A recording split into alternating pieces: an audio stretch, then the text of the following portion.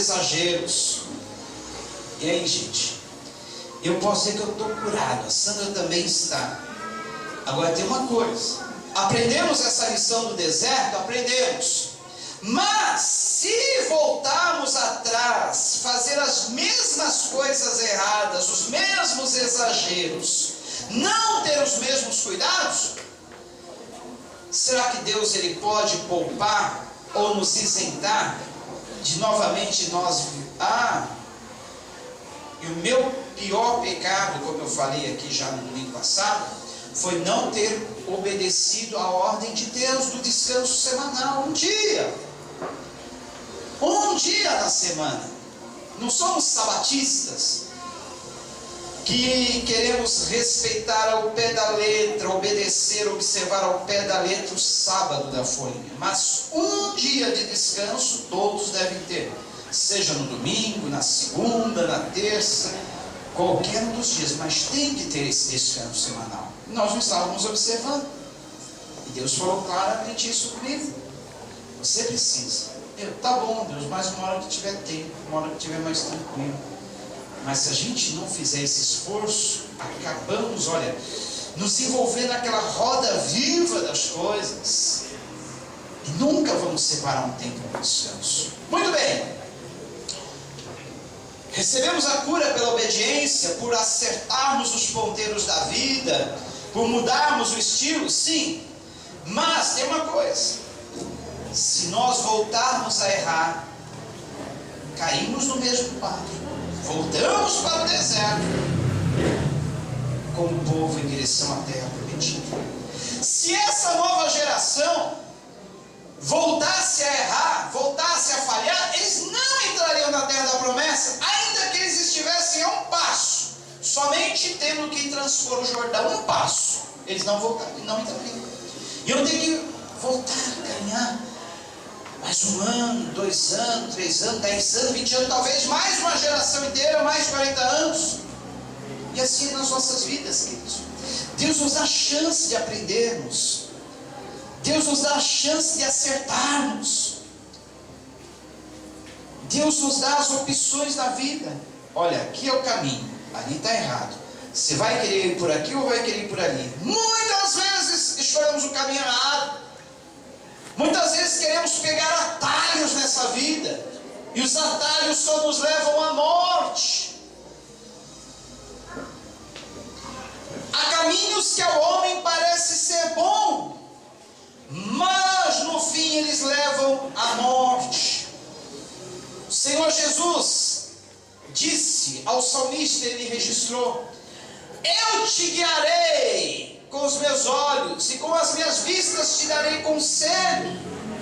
O Senhor nos orienta em cada passo. Se o povo de Israel tivesse sido obediente, não tivesse sido pessimista, na primeira oportunidade eles entrariam fácil na terra da promessa. Mas eles viram as dificuldades, eles viram os gigantes, eles viram o pior, deram mais crédito às dificuldades, às ameaças, às coisas ruins do que às coisas boas, e ficaram no deserto. Essa segunda geração correu o mesmo perigo. E sabe qual era o obstáculo agora que estava diante deles? Um rio, o Rio Jordão, que por sinal, na época que eles estavam para atravessá-lo, ele era a época da cheia, era a época do início da primavera. As suas extremidades, elas transbordavam por todas as ribanceiras. As margens daquele Rio Jordão ficavam transbordantes. Imagina, ele transbordava. E agora? E a ordem para Josué, o futuro comandante seria: mande que os sacerdotes estejam à frente do povo e que eles pisem na água, entrem na água. Olha, tem ordens de Deus que parecem ser meio incabíveis, sem fundamento. Imagine, um rio transbordando, podia encobrir fácil uma pessoa. E Deus manda: entra nessas águas, entra. E os sacerdotes dessa vez não foram como aquele povo contumaz e rebelde da geração anterior, mas eles resolveram pisar nas águas. E sabe o que aconteceu quando eles deram o primeiro passo? Segundo passo. Talvez no primeiro passo não aconteceu nada, o segundo, o terceiro, mas conforme eles foram entrando naquelas águas, as águas foram se abrindo, como da primeira vez que as águas do Mar Vermelho se abriram diante de todo o povo, e agora eles passaram. Muito bem, o versículo de número 2 ou 1 diz: ouve, ó Israel, hoje passarás o Jordão para entrares a possuir as nações maiores e mais fortes do que tu, cidades grandes, murada até o céu.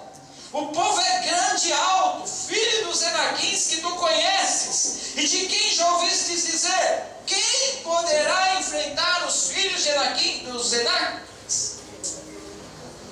Deus não escondeu deles a real situação. Deus falou: olha, hoje vocês vão passar o Jordão, mas saibam que além de passar esse rio, do outro lado vocês vão encontrar uma cidade murada até os céus. Deus usou essa expressão para dizer que os muros eram altos mesmo, e eram os muros de Jericó. E Deus não escondeu também a mesma condição que os aguardava, que era a mesma dos 40 anos anteriores. Povo alto, forte, mais forte do que eles. Só que agora, diferente daquela primeira geração, essa geração já estava treinada.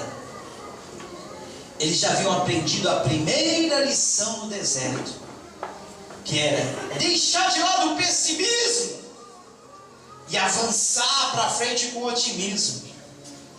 Eles aprenderam, porque o comandante deles agora era Josué, o mesmo que outrora, 40 anos atrás, trouxera um dos dois relatórios otimistas. Ele e Caleb também estavam lá. Eram os dois, e mais a nova geração. Agora repare bem aquilo que Deus diz: olha, hoje vocês vão passar o Jordão para entrares a possuir nações maiores e mais fortes do que tu, cidades grandes e muradas até o céu. O povo é grande e alto, filho dos Enaquins, que eram gigantes, uma família de gigantes. Tu conheces, de quem já ouviste dizer: quem poderá enfrentar os filhos de Enac?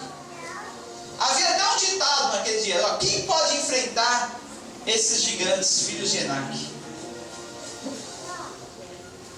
Sabe de uma coisa, queridos?